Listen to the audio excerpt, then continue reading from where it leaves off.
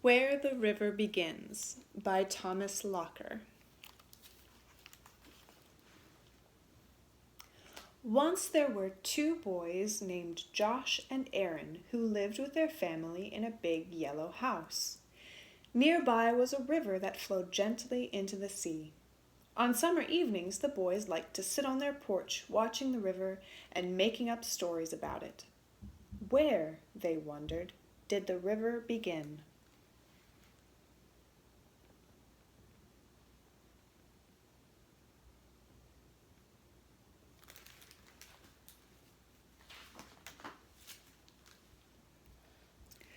Their grandfather loved the river and had lived near it all his life. Perhaps he would know. One day Josh and Aaron asked their grandfather to take them on a camping trip to find the beginning of the river. When he agreed, they made plans and began to pack.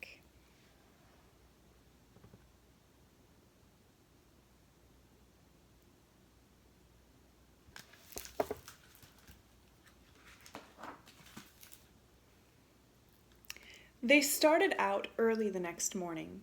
For a time they walked along a familiar road past fields of golden wheat and sheep grazing in the sun. Nearby flowed the river, gentle, wide, and deep.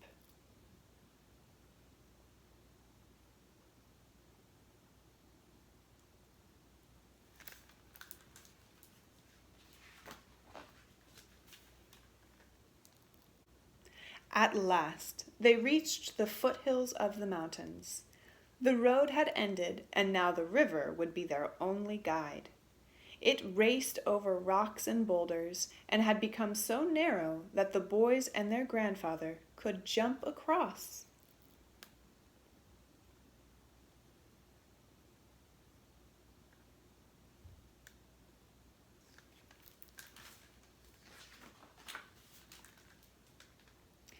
In the late afternoon, while the sun was still hot, the river led them into a dark forest. They found a campsite and set up their tent. Then the boys went wading in the cold river water.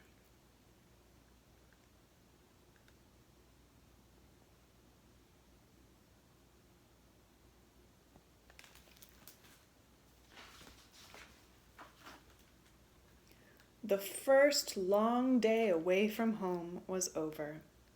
That night, around the flickering campfire, their grandfather told Josh and Aaron stories.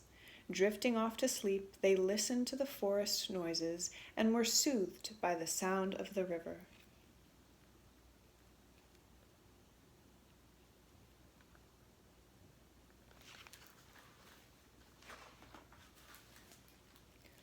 Dawn seemed to come quickly, and the sun glowed through a thick mist. The boys were eager to be off, but their grandfather was stiff from sleeping on the ground and was slower getting started.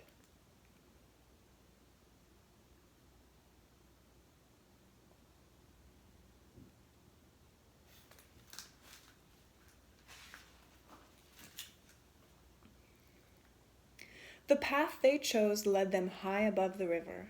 On a grassy knoll they stopped to gaze around. The morning mist had risen and formed white clouds in the sky. In the distance, the river meandered lazily.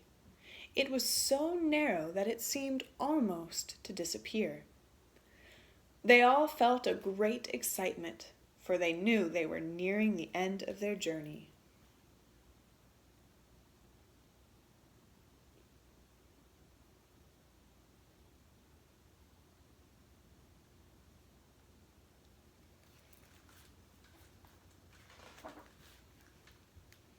Without a word, the boys began to run. They followed the river for an hour or more until it trickled into a still pond, high in an upland meadow. In this small, peaceful place, the river began. Finally, their search was over.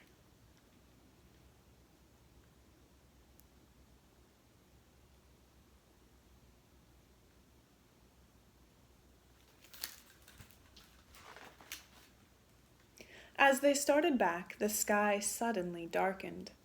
Thunder crashed around them and lightning lit the sky. They pitched their tent and crawled inside just before the storm broke. Rain pounded on the roof of their small tent all night long, but they were warm and dry inside.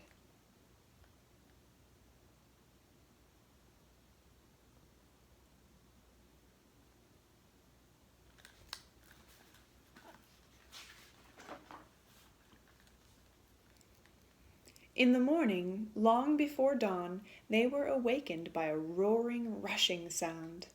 The river had swelled with the storm and was flooding its banks. They tried to take a shortcut across a field, but were soon ankle deep in water. Grandfather explained that the river drew its waters from the rains high up in the mountains.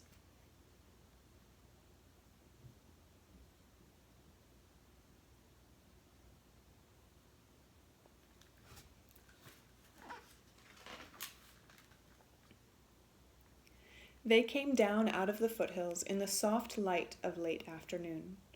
The boys recognized the cliffs along the river and knew they were close to home. Their weariness lifted, and they began to move more quickly down the road.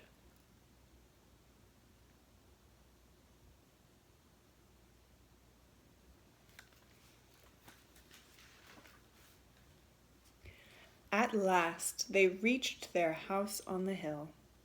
The boys raced ahead to tell their mother and father about the place where the river began.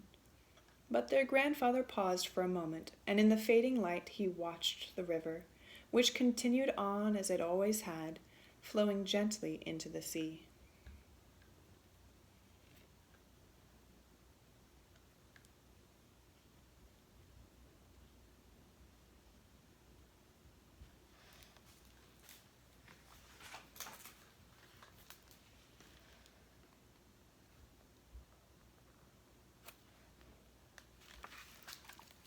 The end.